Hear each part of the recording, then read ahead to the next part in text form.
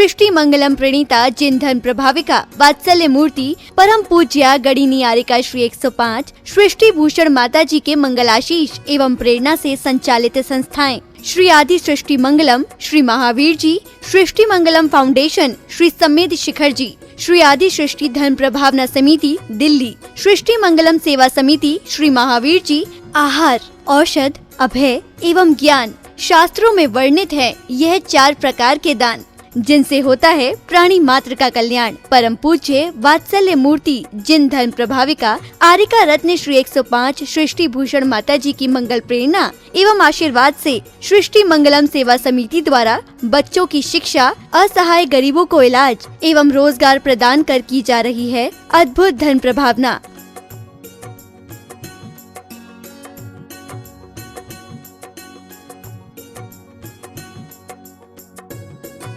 मेरा नाम आशु है। मैं एक टीचर थी। अब उस दौरान मेरा स्कूल बंद हो गया। मेरे को सांस की प्रॉब्लम है, अस्थमा की प्रॉब्लम है। फिर मुझे एक बेटी मिली, उसका नाम अपेक्षा है। उन्होंने मुझे माता जी के लिए बोला कि माँ बहुत सबकी सहायता करती हैं, माता जी मेरी कुछ समय से सहायता कर रही हैं। मैं माँ आपकी बहुत बहुत आभारी हूँ, सदा आपकी आभारी रहूँगी। माँ आपके बारे में, आपसे मेरी बात हुई थी, आपके बारे में लोग ऐसे कहते हैं ये माँ, मैं नहीं जानती। मैंने किसी लक्ष्मी को, पार्वती को, भोले को नहीं देखा, मैंने आपको देखा। मैं उस समय डूब गई थी पूरी तरह माँ, जब मेरा कोई नहीं था, मेरे अपनों ने साथ छोड़ दिया, पर आपने मेरा हाथ संभाला। आप साक्षात देवी हो, आप साक्षात अन्नपूर्णा हो माँ। मैं आपको शत शत नमन करती हूँ। आप भी मानव सेवा के लिए अपनी चंचला लक्ष्मी का सदुपयोग करें।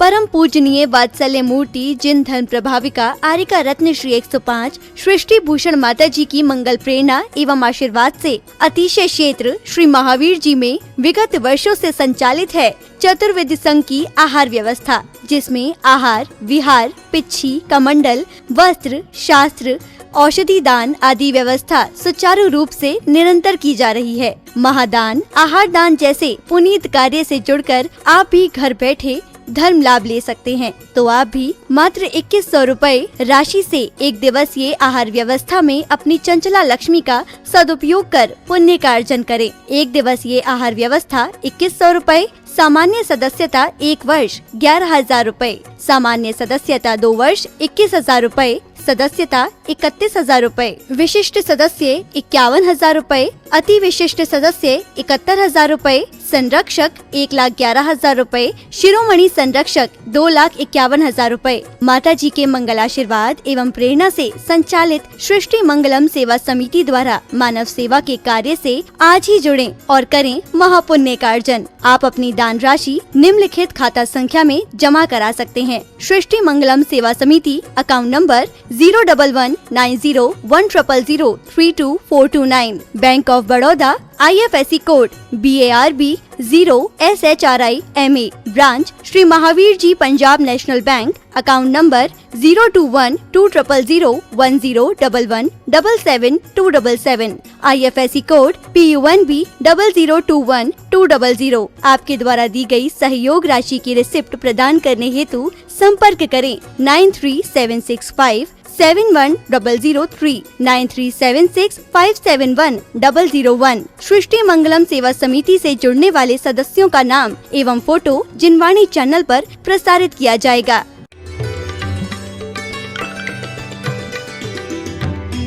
सोचो आप सब देते हो, बोले अब माता जी लड़की को सब देना तो पड़ेगा ही। मैंने कहा जो ले जा रहा है उसके घर इतना जुगाड़ भी नहीं है, तो काय को दे रहे इस घर में लड़की।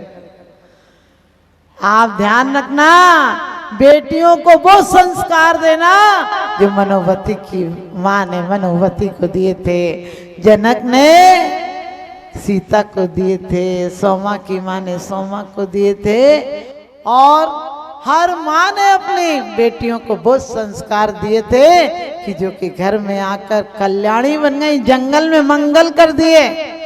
क्योंकि लोग कहते हैं स्त्रियों का चरित्र भगवान जाने, हमने कि भगवान क्या जाने, क्यों पुरुषों का चरित्र नहीं जाने क्या? आप ध्यान रखना, विचार करना कि पुरुषों का चरित्र, लोग कहते हैं नारी तो नरक का द्वार है। मैंने कि कौन कहता है नारी नरक का द्वार है? नारी नहीं हो तो 4 दान नहीं हो सकते तुम्हारे घर में, और नारी नहीं हो तो एक दिन शांति नहीं रह सकती, भले शांतिनाथ की पूजा कर जाओ। आपको पता जब तक रहती है तो लोग ये परेशान करती हैं, झिक झिक करती हैं, झिक झिक। उन्होंने कहा एक दिन चली जाए तो आसमान के तारे जमीन में नजर आ जाते हैं, क्योंकि कुछ समय पर नहीं मिलता है। लेकिन मैं नारियों से कहूंगी कि पश्चिम की सभ्यता की नकल मत करना। तुम अच्छे पतले झीने कपड़े पहनकर, फटे कट्टे कपड़े पहनकर तुम उनकी होड़ तो कर लोगी, लेकिन तुम्हारा व्यक्तित्व बताता है, तुम्हारी वेशभूषा कैसी है, भाषा कैसी है, तुम्हारा विचार कैसा है, तुम्हारा भेषज कैसा है, न भोजन और तुम्हारी औषधि कैसी है। यदि तुम्हारी चार चीजें सही हो गई तो सच मानना कि आज महावीर, तुम त्रिशला का दिल तो पैदा करो, आज महावीर जैसा व्यक्तित्व पैदा हो जाएगा। घर घर लंका, घर घर रावण, इनमें राम कहाँ से लाएं, और घर घर कंस पैदा हो गए, अब घनश्याम कहाँ से आए। क्योंकि पहले माँ कहती थी कि जी दुखता आता रोना है, घर से जा रहा खिलौना है, प्यारी बेटी नैहर की याद भुलाना, अपना घर स्वर्ग बनाना। अब कहती है एक कहे तो चार सुनाना, ज्यादा बात बढ़ जाए तो वापस घर पे चली आना। लेकिन मैं ये भी नहीं कहती हूँ कि सिर्फ बेटियों की गलतियां हैं, सास भी आखिरी दिन तक हुकूमत का सिक्का अपने पास रखती। देखना जरा सी हल्की चीज आ जाए, मैं ना पहनती दे दियो, अरे क्यों बोलती हो, वो प्यार से जो कुछ लाई है अभी उसे जीना हराम कर दोगी, वो बुढ़ापे में तुम्हारा जीना क्या मरना तक हराम कर देगी। बहुत सरल सूत्र है, जब भी तुम्हारी बहू के घर से कुछ आए और बड़े प्यार से रखो। और उससे बड़ा सूत्र है, जब उसके पीहर वाले आए तो कहो बहू क्या दिए, देवी दिए, घर में स्वर्ग आ गया। सच बताती तुम्हारा जीवन सुधार देगी वो। और अपनी बेटियों को, क्योंकि अब बहुओं को नहीं सुधारा जा सकता, वो आधी बूढ़ी पहले ही आती, वो 25-30 साल की पहले ही आती है, 50 के बाद तो घुटने ही खराब हो जाता। ध्यान रखना। तो कभी भी अपनी बेटियों को ये मत कहना अपना ख्याल रखना, क्योंकि आजकल कहती है कि अपना ख्याल रखना, अपना खाना पीना ध्यान रखना। अरे दुआओं का पानी भी दूध का असर करता है। आपको पता होगा तीर्थंकर की माताएं सुप्रभाती से जागती थी, भगवान के स्मरण पूर्वक, सिद्धों का स्मरण पूर्वक जागती थी। और आप सबसे पहले उठकर क्या देखती हो, मोबाइल। बहुत अच्छी बात कही है, सच्चाई ये है, सच्चाई को स्वीकार करना चाहिए। अरे सबसे पहले मोबाइल मत देखो, तुम्हारे हाथ में सिद्ध शिला बनी है, दोनों रेखाओं को मिलाकर सबसे पहले सिद्ध शिला का स्मरण करो। भगवान के निर्वाण कल्याणक तो आते हैं चले जाते, तुम वहीं के वहीं बने रहते हो। और 24 तीर्थंकर हैं और अंगूठा तुम्हारा आत्मदेव कहता है, तुम भी वही शक्ति लेकर आए हो। परमात्मा कहीं प्रतिमा से निकलकर, तुम लोग कहते हो भगवान आ जाओ हमें ले जाओ, हमने कहा तुम्हारे यहाँ कोई जमदूत है क्या भगवान ऊपर से आएगा तुम्हें लेने, यमराज है क्या जो लेने आएगा। सच बताएं, राम ना मारे काहू को, ना हत्यारे राम आप ही से मर जाते हैं कर कर खोटे का। तुम ये कल्पना मत करना तुम सम्यक दृष्टि हो, अकाल में नहीं मरोगे। तुम सम्यक दृष्टि हो, तुम्हें दरिद्रता नहीं आएगी, विकलांग नहीं होगे, नपुंसक में नहीं जाओगे, और तो और भवनत्रिक में नहीं जाओगे, विकलत्रय में नहीं जाओगे, स्त्रियों में पैदा नहीं होगे। लेकिन मैं कहती हूँ जो स्त्रियों में पैदा हो गई हैं, कोई बात नहीं। आपने देखा पुरुष कभी सेविंग करा कर आता है तो नहाता है, उसमें अभी भी इतनी संस्कृति बची। तुम कभी फेशियल उसियल करा के आती हो, नहाती हो, तुम बाल बनवा कर आती हो, नहाती हो। अरे बाल तो बाल है, चाहे सेटिंग कराओ। लोग कहते बाल सेट कराने जा रहे हैं, उन्होंने कि घर तो सेट नहीं हो पा रहा, बाल सेट कराने जा रहे हैं। हद हो गई। क्योंकि टीवी सेट हो, सोफा सेट हो, डिनर सेट हो, लेकिन तुम अपसेट हो, बीवी अपसेट हो, तो सारे सेट बेकार। सबसे पहले ये ज्यादा आप समझ गए, सब लोग आईब्रो बनवाती हैं, मैंने कि मत बनवाओ, अगले जन्म में इतनी मोटी मोटी मिलेंगी कि कुछ असर ही नहीं करेगा। सच बताएं, जो परमात्मा से, जो तुम्हारे नाम कर्म के उदय से तुम्हें रूप मिला है, उसे स्वीकार करो और स्वरूप को अच्छा बनाओ। कब तक हम कहते रहेंगे कि हमारे शांतिनाथ ऐसे थे, हमारे महावीर ऐसे थे, हमारे आदिनाथ ऐसे थे, इतने कल्याणक हुए थे, ऐसा हुआ था, इतनी देवियां आई थी। ध्यान रखना, पहले तो परमात्मा के पैदा होने के पहले रत्न बरसे थे, अब तो पत्थर भी नहीं बरसते कि मकान बनने के काम में। उनकी देवियां सेवा करने आई थी, माता की त्रिवली भी भंग नहीं हुई थी। और अब तो माँ बेड रेस्ट करेगी तो बेटा का पहलवान पैदा हो। मैं ये नहीं कहती कि किसी को करना पड़े तो तुम कहो कि अरे उसका पाप का उदय नहीं। कोई पाप और पुण्य का उदय नहीं होता है। समय को बर्बाद करना, समय को व्यर्थ की बातों में लगाना पाप है, और समय को सार्थक में लगा देना पुण्य है। इतनी सी जीवन की परिभाषा है। ध्यान रखना, इतनी सी परिभाषा है। आप यदि सब महिलाएं चाहती हैं, बोलती माता जी एक ही अच्छा, हमने कि 3-4 हुए तो कम से कम एक आध तो लायक निकलेगा। अब एक नालायक निकल गया तो ऊपर से पटकेगा कि नगर पालिका वाला अपने आप उठा के ले जाएगा। तुम लोग खुश मत हो ना। जैसा कि 25 साल पहले लड़कियां नहीं चाहिए थी, हर लोगों को लड़के चाहिए थे, आज कितनी विसंगति हो गई। इससे ज्यादा विसंगति होगी 1 और 2 संतानों की। रोए मजूर नहीं मिलेंगे। आने वाले समय में बच्चे डिप्रेशन में जिएंगे, कौन देखेगा उन्हें? इस दौड़ की जिंदगी में कौन देखेगा? खुश मत हो ना माता जी, एक है यही पढ़ लिख जाए। हमने कही पढ़ लिख जाए, अरे हमेशा 2 तो संतानें होना चाहिए, एक घर के लिए और एक इस दर के लिए, एक परमात्मा के दर के लिए। मैं ये नहीं कहती कि तुम्हारी संतानें साधु बन जाए, लेकिन इस धर्म की परंपरा को 18,000 वर्ष तक चलाना है तो कम से कम तुम्हारा एक अच्छा श्रावक तो बन जाए। तुम लोग सौभाग्यशाली हो कि इन धर्मात्मा नगरियों में रह रहे हो कि तुम्हारे बच्चे फिर भी संस्कारित हैं। वरना बच्चे क्या, बच्चों के बाप तक मंदिर में आकर उन्हें ये पता नहीं होता हाथ जोड़े कैसे जाए। लेकिन तुम ज्यादा खुश भी मत होना कि माता जी ने कह दिया कि हम बहुत अच्छे लोग हैं।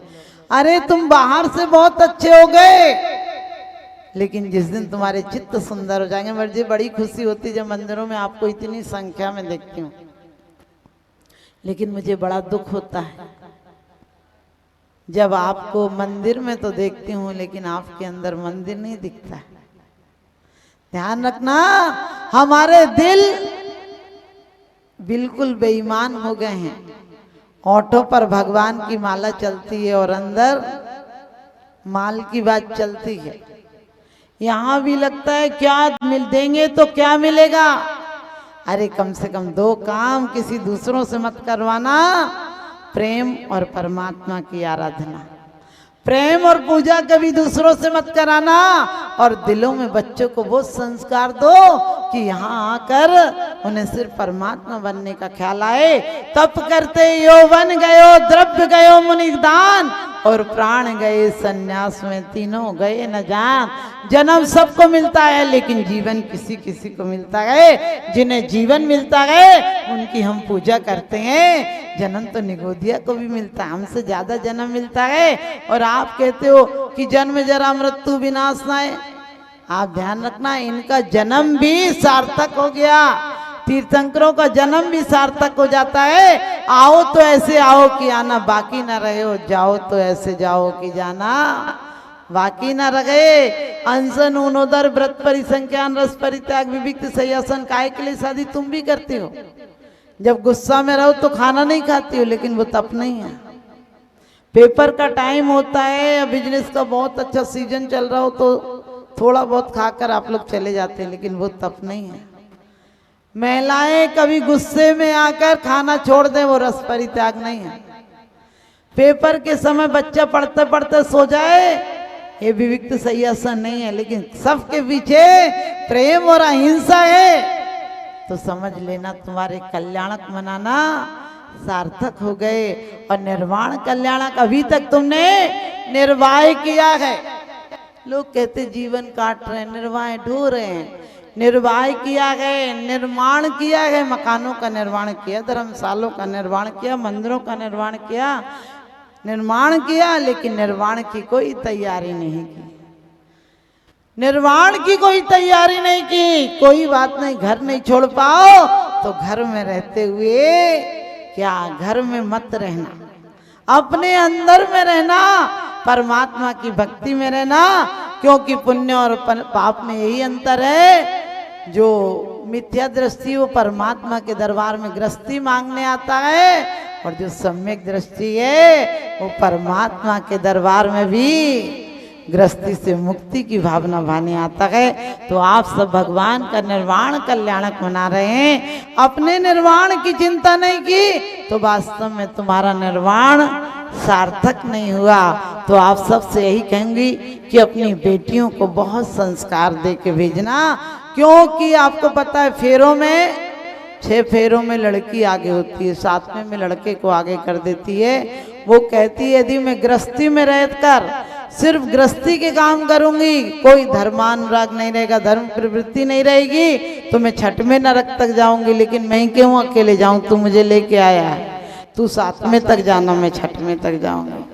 लेकिन यदि तुमने श्रावक की भूमिका आपने निर्वाह किया है